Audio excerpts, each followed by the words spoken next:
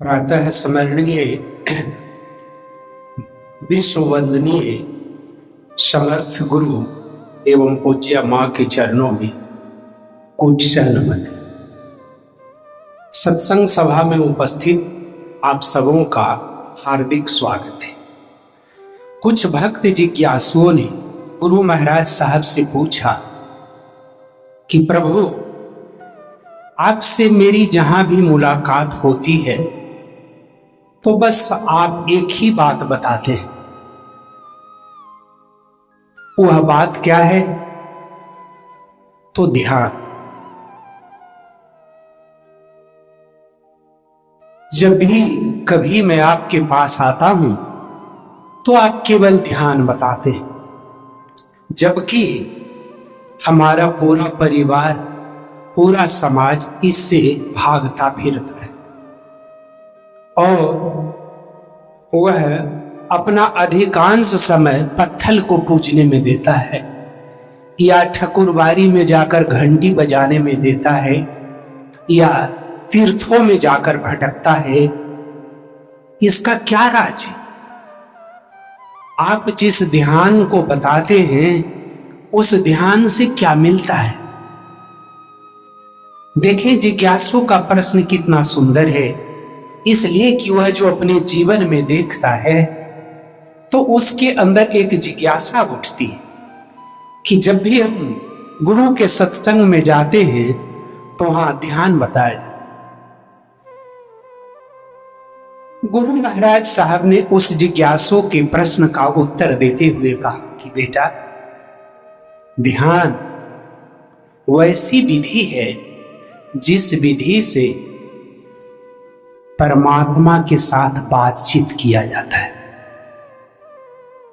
और तुम्हारा परिवार, तुम्हारा समाज जिस पूजा को करता है, जिस विधि को पकड़े हुए है, उस विधि से पूरे जीवन में कभी भी परमात्मा से बातचीत नहीं हो पाती। जैसे आप जुगों जुगों से सीताराम सीताराम कहते आ रहे हैं, गीता के हर एक श्लोक को कंठस्थ कर चुके हैं और रामायण की हर एक पंक्तियां आपको कंठस्थ है, लेकिन आपको परमात्मा से कभी बातचीत नहीं। क्यों नहीं परमात्मा से बातचीत हुआ? इसलिए कि आपने अपने जीवन में कभी ठहरा ही नहीं, कभी कहीं पर रुका ही नहीं, अनवरत आप चलते रहे और परमात्मा से बातचीत करने के लिए आपको ठहरना पड़ता। चाहे वह स्त्री हो अथवा पुरुष, यदि चाहता है कि हमें ईश्वर से प्रेम हो, परमात्मा से हमारा लगाव हो, हम उस महारस का रसास्वादन करें, उस प्रेम सौंदर्य में डूबे, तो परमात्मा यही कहता है कि बेटा तुम ठहर जाओ। अब प्रश्न उठता है कि ठहरने का यहां अर्थ क्या है? क्या हम चल रहे हैं तो रास्ते में खड़े हो जाए, उससे परमात्मा से बातचीत हो जाए, या दौड़कर आए हैं कुर्सी पर बैठ जाए तो परमात्मा से मेरी मुलाकात हो जाएगी? तो गुरु महाराज साहब ने कहा कि बेटा, कतई संभव नहीं है। यह तभी संभव है जब तुम्हारे जीवन में एक समर्थ गुरु आता है और समर्थ गुरु जिस विधि को देता है उस विधि के माध्यम से जब तुम ठहरते हो तब तुम्हें परमात्मा से बातचीत होने लगता है। और थोड़ा सा तुम समझने की कोशिश करो कि वास्तव में यह बातचीत का अर्थ क्या है। तो बात का जो उच्चारण होता है वह ओठ से होता है, मुख से होता है, और चित्त कहां रहता है? तो अंदर में रहता है। तो जब तक बात हमारे चित्त में नहीं जाता है तब तक बातचीत का कोई अर्थ नहीं निकलता, अर्थ नहीं निकल पाता है। और आप बातचीत करते चले जा रहे हैं। एक कुशल अभिभावक अपने बच्चों से कहता है कि बेटा विद्यालय तो जा रहे हो, जाओ, लेकिन विद्यालय में जाने के बाद तुम्हें जो शिक्षक पाठ पढ़ाएंगे उस पाठ को तुम ध्यान से पढ़ना। देखिए कितनी अच्छी बात गार्जियन बता रहा है बच्चों। शिक्षक के द्वारा बताए गए पाठ को तो ध्यान से पढ़ना। क्यों कहता है ध्यान से पढ़ने के लिए? ध्यान से पढ़ने का मतलब है ठहरना। कहां ठहरना? तो उस विषय पर ठहरना जिस विषय पर शिक्षक बताने जा रहे। वह पाठ हो सकता है हिंदी का हो, इंग्लिश का हो, विज्ञान का हो या मैथ का हो। अब आप थोड़ा सा गौर करें कि जो बालक शिक्षक की बातों पर ठहर जाता है, रुक जाता है, ध्यान देता है, वह उठ पाठ्यक्रम को समझ लेता है। और जो पाठ्यक्रम को समझ लेता है तो उसके हृदय में एक आह्लाद होता है कि वास्तव में इस चैप्टर को मैंने समझा। और जहां पर उसे कठिनाई होती है तो तुरंत खड़ा हो जाता है और शिक्षक से कहता है कि सर यहां पर मुझे एक बार फिर से बता दें, एक बार फिर से बता दें ताकि बात हमें स्पष्ट हो जाए कि आप क्या कहना चाहते हैं इस विषय। तो ऐसा प्रश्न कौन पूछता है? एक जिज्ञासु पूछता है। और यदि आपके अंदर जिज्ञासा नहीं है तो फिर आप प्रश्न पूछ ही नहीं सकते, आप उस विषय की ओर बढ़ ही नहीं सकते। तो उसका एकमात्र कारण क्या है कि आप ठहर नहीं पाते। देखिए जिज्ञासु का प्रश्न कितना सुंदर है और गुरु महाराज साहब का उत्तर कितना बढ़िया है कि ध्यान वैसी विधि है जिस विधि से हम परमात्मा के साथ बातचीत कर सकते हैं। परमात्मा की अवस्था क्या है? निर्विचार। विचारों में भगवान का दर्शन नहीं होता है, इसलिए कि वह निर्विचार है। तो परमात्मा का शर्त है कि तुम भी निर्विचार में आ जाओ। इस समाज में आप सब हम देखते हैं कि एक दूसरे से दोस्ती होती है। तो देखते हैं ना कि दोस्ती किससे होती है? जिस व्यक्ति से हमारा विचार मिलता है। अगर हमारा और आपका विचार नहीं मिलता है तो हम दोनों के बीच में दोस्ती नहीं हो सकती, कभी नहीं हो सकती। जब तक दो विचारों का अस्त नहीं होगा तब तक दोस्ती नहीं होगी। दोस्ती करने के लिए दो विचारों का अस्त करना है, एक में आना है, एक में ठहरना है, तब जाके दोस्ती। और हम सब रोज दिन इस बात को बोलते हैं कि हमर विचरवा ओकर विचरवा से मिला है वो, तबे दोनों में बातचीत हो गए। तो परमात्मा भी यही आपसे कहता है कि मेरी जो अवस्था है वह निर्विचार की अवस्था है और तुम भी बिना विचार के बन जाओ, बिना विचार के हो जाओ। लेकिन बिना विचार के हम हो ही नहीं सकते। ठाकुरवारी में जाने से निर्विचार नहीं हो सकते, मंदिर में घंटी डोलाने से हम निर्विचार नहीं हो सकते, संसार के सारे तीर्थ में मूर्ति का दर्शन करने से आप निर्विचार नहीं हो सकते। जब तक आपके जीवन में समर्थ गुरु की विधि नहीं होगा आप उस स्थान पर पहुंच नहीं सकते। बेटा इसीलिए मैं जब भी कभी तुमसे मिलता हूं तो तुम्हें बार बार प्रेरित करता हूं कि इस अवस्था तक, इस उम्र तक तुम जो भटकते रहा कोई बात नहीं, लेकिन जब तुम्हारे जीवन में मैं आ चुका हूं, कोई समर्थ गुरु आ चुका है, तो फिर तुम क्यों भटक रहे हो? फिर तुम क्यों भटक रहे हो मूर्ति में? मंदिर में, मस्जिद में, गिरजाघर में, गुरुद्वारा में तुम क्यों भटक रहे हो? तुम मेरे पास आ जाओ, मेरी विधि को ले लो और इस विधि को करके देखो तो तुम्हारे अंदर वह चीज उतरने लगेगा। तुम्हारे अंदर जो कमियां हैं वह तुम्हारे सामने आकर बताने लगेगी कि तुम्हारी कमियां ये सब है। जिस तरह से साफ आईने में हमारा चेहरा बिल्कुल साफ दिखता है, उसी तरह से गुरु की बताई हुई विधि में जब हम साधन करते हैं नियमित रूप से, तो हमारी कमियां झलकने लगती। पराशर ऋषि ने अपने शास्त्र में लिखा है कि meditation is the sacred way to dialogue between God and man.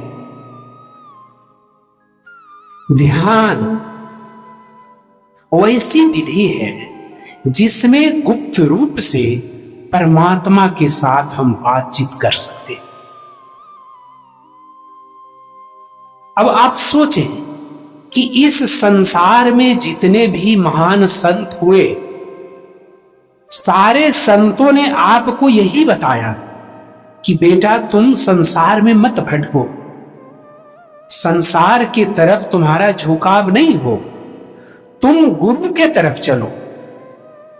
और तुम्हारे अंदर जो यह भ्रम है कि यदि हम गुरु से जुड़ेंगे, गुरु के सत्संग में जाएंगे, तो हमारी गृहस्थी बर्बाद हो जाएगी, बेकार हो जाएगी, यही तुम्हारी सबसे बड़ी भूल है। यही तुम्हारी सबसे बड़ी भूल है। तुम इसे अपने जीवन में आजमा कर देखो कि यदि तुम गुरु के सत्संग में जाते हो तो तुम्हारा परमार्थ तो समरता ही समरता है और तुम्हारा संसार भी बच जाता है। संसार भी तुम्हारा बिगड़ता नहीं है। इसे तुम आजमा कर देखो। गुरु महाराज साहब ने उदाहरण के तौर पर बताया कि एक परिवार में पति और पत्नी है। पति अपनी सारी समस्याओं को पत्नी के सामने रखता है और वह पत्नी सब कुछ सुनती है, उसकी सारी समस्याओं का समाधान करती है, जितना भी घर का कार्य है सारे कार्यों का निष्पादन कर देती। लेकिन जब पत्नी अपनी बात को रखना चाहता है पति के सामने, तो पति सुनने के लिए तैयार नहीं। तो पति जब सुनने के लिए तैयार नहीं है तो आप समझे कि वह बातचीत नहीं है। और यदि बातचीत करने का तरीका परिवार में, समाज में नहीं है, तो वह गृहस्थी बिगड़ी हुई है। वह गृहस्थी बिगड़ी हुई है इसलिए कि दोनों के संबंधों में तनाव है, मनमुटाव है और वह संबंध ज्यादा दिन तक नहीं चल पाता। अगर लड़की पढ़ी लिखी नहीं है तो बेचारी घूट घूट कर रह जाती और अपना जीवन बैल की तरह खेप देती है। लेकिन यदि लड़की एडवांस मिल गई तब क्या होगा? तब डाइवोर्स होने में कोई देरी नहीं है। बिना कहे सुने कागज का टुकड़ा लेकर वकील से लिखवा कर कोर्ट पहुंच जाएगी और ऐसे पति को वह तलाक देगी। क्या हुआ? ऐसे बातचीत के अभाव में वह पारिवारिक जो संबंध था वह बिखर गया, टूट गया। लेकिन यदि बातचीत करने का तरीका मालूम हो जाता तब क्या होता? तब वह परिवार धन्य धान्य से पूर्ण हो जाता और उसका पारिवारिक जीवन सुंदर हो जाता केवल बातचीत से। यदि आप पत्नी से बात अपनी रख रहे हैं समस्याओं, तो पत्नी भी आपसे अपनी समस्या रख रही है, उसकी समस्याओं को भी आप सुनने की कोशिश करें। और आप बाहर से आए गरमाए हुए, तमतमाए हुए और बरस पड़े पत्नी पर, बरस पड़े इस कदर कि आपने जो शब्दों का प्रयोग नहीं करना चाहिए था गाली गलौज कर दिए, हाथ नहीं उठाना चाहिए था पत्नी के ऊपर, आपने डंडा भी उठाया। इसलिए आपने डंडा उठाया, इसलिए आपने गाली गलौज किया कि आपने अपने जीवन में किसी गुरु को धारण नहीं किया। और यदि गुरु को धारण किया है तो गुरु की बातों को तुमने अवहेलना किया है, गुरु की बातों को तुमने लात मारा है, तो तुम याद रखना संसार तुम्हें लात मारेगा और उस लात को तुम्हें खाना पड़ेगा। लात जूता ही तुम्हारा उपहार होगा। कितनी ऊंची बात गुरु महाराज साहब ने उस जिज्ञासु को बताया कि बेटा यही कारण है कि जब भी कभी तुम हमारे पास आते हो तो मैं तुम्हें ध्यान की ओर मोड़ना चाहता हूं, गुरु की बताई हुई विधि को देना चाहता हूं, ताकि उस परमात्मा का बोध तुम्हें मंदिर में नहीं हो, मस्जिद में नहीं हो, उस परमात्मा का बोध तुम्हारे हृदय में हो और वह परमात्मा तुम्हारे हृदय में बैठा हुआ तुम्हारा इंतजार कर रहा है कि कब हम उसका दर्शन करें। लेकिन सत्संग में जाने वाला 99% व्यक्ति इस बात को नहीं समझता है और जाता भी सत्संग में है तो केवल फॉर्मेलिटी अदा करता है, फॉर्मेलिटी कि हाँ गेलियो हलमा सिखवा में तबरबा असौका स्कूलवा सत्संग, इससे ज्यादा नहीं समझता है। इसलिए कि जिस दिन ऐसे समर्थ गुरु की बातों को आप समझने लगेगा तो हमसे आपका शिकायत नहीं होगा, स्वयं से आपका शिकायत होने लगेगा। कैसे शिकायत होने लगेगा कि गुरु की बताई हुई विधि से जब कबीरदास ने साधन को अपनाया तो कबीरदास जी ने कहा कि बुरा जो देखन में चला, बुरा न मिलिया गुरु, जो दिल ढूंढा अपना मुझसे बुरा न। कबीरदास ने कहा, कबीरदास का हृदय स्वीकार करने लगा कि इस संसार को पहले हम बुरा समझते हैं कि ये बुरा है, ये बुरा है, ये गलत है, लेकिन जब गुरु की बताई हुई विधि से हम साधन पथ पर चल रहे हैं तो सारी बुराइयों का जड़ हमारे अंदर। आप लोग अच्छे, आप लोग भले। कितनी अद्भुत बात छिपी हुई है समर्थ गुरु की बातों।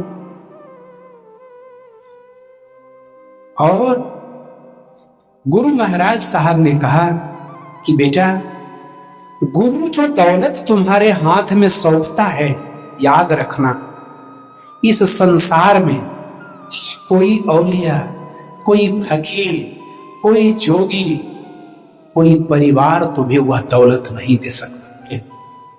संसार का सारा खजाना भी अगर रखोगे उसके सामने तो मिट्टी हो जाएगा, मिट्टी का धूल हो जाएगा। गुरु इतना अनमोल और बेशकीमती चीज दिया है। और याद रखना कि तुम कितने जन्म लो लेगो, कितने जन्म तक तुम आते जाते, लेकिन गुरु के ऋण से उड़ी नहीं हो सकते। कभी भी तुम माता पिता के ऋण से उड़ी नहीं हो सकते। आज तुम्हारे पास डिग्री है, आज तुम्हारे पास नौकरी है 2 पैसे की, और इन डिग्रियों और इन नौकरियों में तुम अपने माता पिता को भूल गए, तुम अपने गुरु को भूल गए और परिवार को भी तुमने लात मार दिया। परिवार को भी तुम पहचानना भूल गए। लेकिन गुरु का दिया हुआ वह जो अनमोल ज्ञान है, उस ज्ञान को जब तुम परखोगे तब तुम्हें पता चलेगा तुम्हारे आंखों में आंसू के सिवा कुछ नहीं रहे, केवल 2 बूंद आंसू ही गिरेगा। और उस समय तुम कहो कि मालिक तेरे नजरों ने क्या चीज पिला दी, मालिक तेरे नजरों ने क्या चीज पिला दी है, उल्फत के सिवा सारी दुनिया ही भुला दी। बस एक नजर देखा और लूट लिया दिल को, बस एक नजर देखा और लूट लिया दिल को, लूट कर भी मेरे दिल ने उसको कर दुबा दिया। प्रभु हमारा सब कुछ लूट गया है, लेकिन यह मस्तक आपके चरणों में, आपके सिवा हमारा इस संसार में कौन है जो इतना ऊंचा ज्ञान दिया। कि तुम कौन हो और यहां किस लिए आए हो और तुम्हें क्या बनना। किसने बताया था? किसने उंगली पकड़कर चलना सिखाया था? तब तुम्हारे हृदय से, तुम्हारे अंतर्मन से आवाज निकलेगी कि वही गुरु जिसकी तस्वीर आप सामने देख रहे हैं, इसी गुरु ने उंगली पकड़कर चलना सिखाया। मुझ जैसे नीच आदमी को भी गुरु महाराज साहब ने उंगली, कितनी महानता थी गुरु महाराज साहब। बुलाकर उंगली पकड़ लिया, इसलिए कि गुरु महाराज साहब देखा मुझे कि वास्तव में यह परित्यक्ता है, इसे सबों ने त्याग दिया है, लेकिन संसार त्याग सकता है, लेकिन वह परम पिता नहीं त्याग, वह परम पिता नहीं त्याग। तुम माता पिता की भले अवहेलना कर लो, निंदा शिकायत कर लो, लेकिन माता पिता का हृदय कभी नहीं विचलित होता है तुम्हारे प्रति, कभी नहीं होता।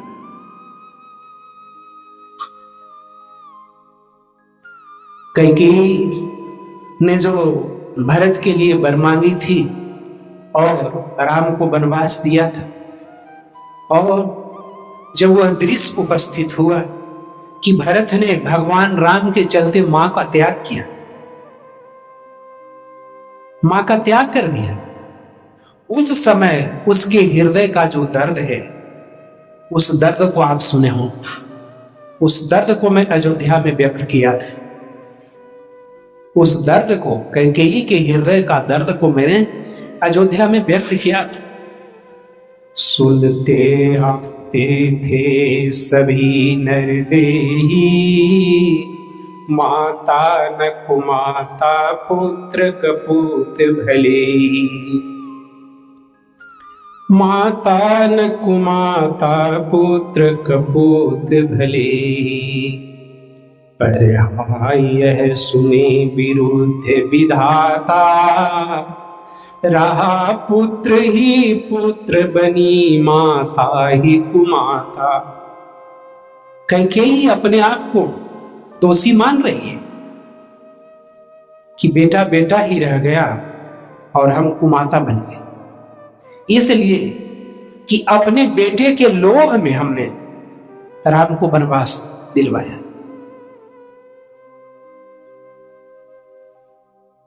लेकिन भरत कैसा भाई था, कैसा अटूट प्रेम था, कैसा संबंध था कि भगवान राम के चरणों से लगाव कम नहीं हुआ और मां को त्यागने के लिए तैयार,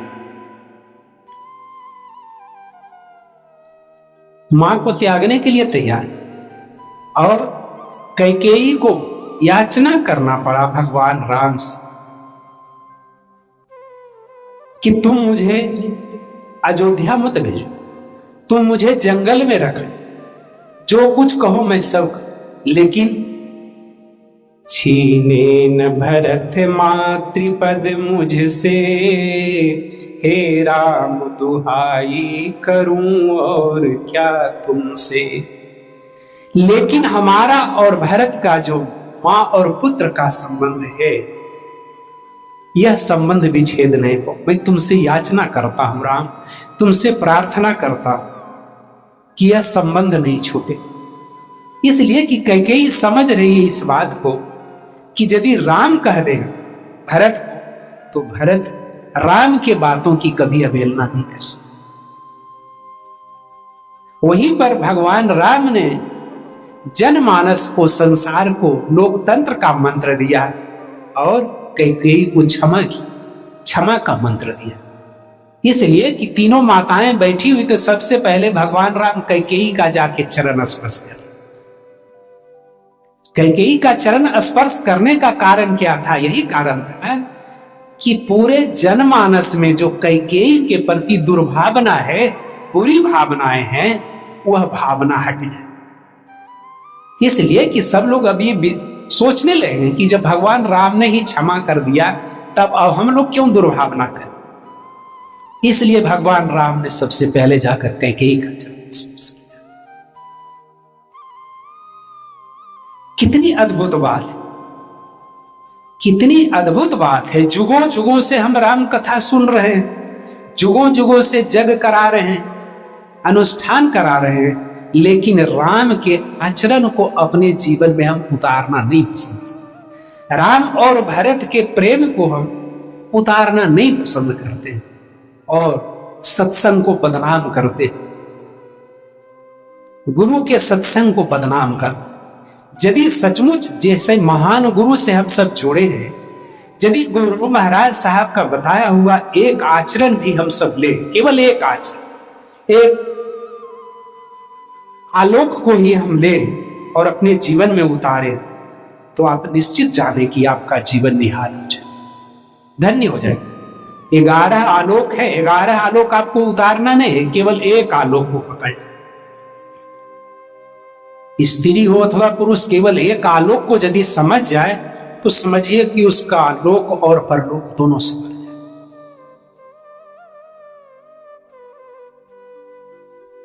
कैसा सुंदर प्रश्न जिज्ञासु कि आप ध्यान पर इतना क्यों जोड़ देते हैं। तो गुरु महाराज साहब ने कितना स्पष्ट बताया कि इस संसार में जितने भी सिद्धांत लिखे, जितने भी चौपाइयां रामायण की है, गीता का श्लोक है, उपनिषद की कथाएं हैं, बेटा उसका सारा सार तुम्हारे गुरु के वाक्यों में है, गुरु के सत्संग में है, बशर्ते उसको तुम समझो और समझ करके तुम अपने जीवन में उसे उतार करके देखो, उतार करके देखो, तब तुम्हें पता चल जाएगा कि वास्तव में समर्थ गुरु तुम्हें क्या देना चाहिए, क्या बनाना चाहता है।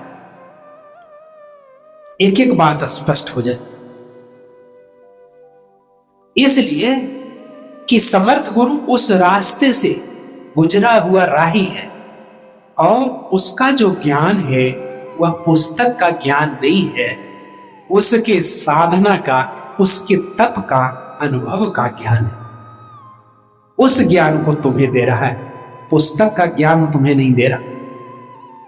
पुस्तक का ज्ञान तो देने वाले संसारिक शिक्षक हैं जो आपको ब्लैक बोर्ड पर खिस्सा कहानी लिख देते हैं और हिसाब का फॉर्मूला लिख देते हैं, आप हिसाब बनाइए, परीक्षा में पास कर जाइए।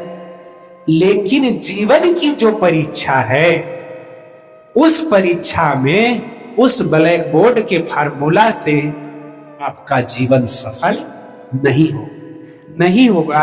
चाहे आपके पास पीएचडी की डिग्री हो, चाहे डीलिट की डिग्री हो, चाहे कितनी बड़ी डिग्री हो, जीवन की परीक्षा में यदि आप सफल होना चाहते हैं तो आप निश्चित जाने आपको समर्थ गुरु और उसके सत्संग को धारण करना पड़ेगा। और जब आप धारण करेंगे ईमानदारी पूर्वक, तब आपको पता चलेगा कि इससे महान कार्य संसार में कुछ नहीं, और केवल इस एक कार्य से ही आपका सारा कार्य सफल हो जाएगा। ये है महान गुरु का देन, ये है समर्थ गुरु की देन, और ये है बातचीत का तरीका। और जो गायक है, जो सचमुच गायक बनना चाहता है या गायक है, तो उस गायक को भी आप गौर किए, गायक भी राग में जाके ठहरता है, और राग में जब जाके ठहरना उसको आ जाता है, तब उसके अंदर से वह आभा निकलती है, वह स्वर निकलता है, जिस स्वर से वह जितने भी सभा में बैठे हुए लोग हैं सबको ठहरा देता है, सबको बाध्य कर देता है कि संसार से हटाकर परमात्मा के चरणों में रख देता। ठीक वही काम एक समर्थ गुरु करता है कि आप जो आज नहीं, कल नहीं, जुगों जुगों से संसार में भटक रहे हैं, जुगों जुगों से, और इन 5 ठगों से रोज ठगे जा रहे हैं, काम से, क्रोध से, लोभ से, मोह से और मद से। अगर कभी आप गौर करते हैं तब आपको पता चलेगा कि आज तो हम ठगा गए, और ठगा है कोई बाहरी आदमी नहीं, यही 4-5 में से ठगा है आप, कोई नहीं। और ठगाने के बाद आपको पश्चाताप होता है। और ज्यादातर जो सत्संग से जुड़ने वाले हैं उनके अंदर भी यही बनावटीपना है, और यही बनावटीपना के चलते उनका जो है गृहस्थी सुंदर नहीं हो पाता है, पारिवारिक दृष्टिकोण सुंदर नहीं हो पाता है, उनका समाज सुंदर नहीं बन पाता। इसलिए कि दिव्य चेतना सत्संग एकांगी नहीं है, दिव्य चेतना सत्संग सर्वांगीण है। यह आपके सारे अवयवों का विकास करता है, आपका विकास करता है, आपके परिवार का विकास करता है, आपके समाज का विकास करता है, सबका करता है। कब करता है? जब हम इसे गौर से सुने और फिर सुबह शाम नियमित इसको उतारें,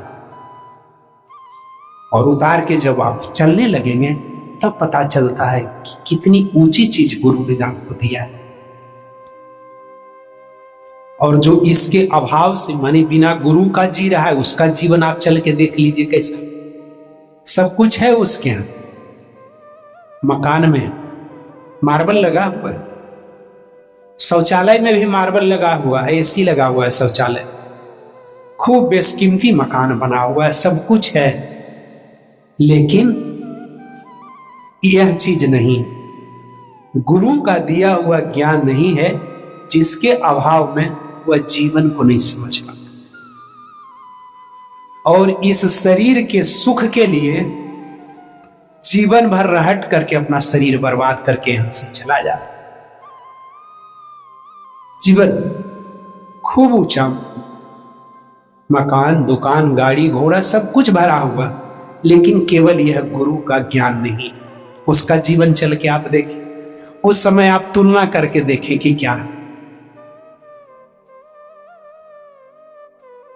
आइए हम सब गुरु की बताई हुई विधि से उस क्रिया को कर लें, निर्विचार की अवस्था की ओर चलें, जिससे यह समझ में आ जाए कि वास्तव में गुरु हमें क्या देता, क्यों हमें ध्यान की ओर प्रेरित। इसके लिए आवश्यक है कि आप लोग सहज आसन से बैठे।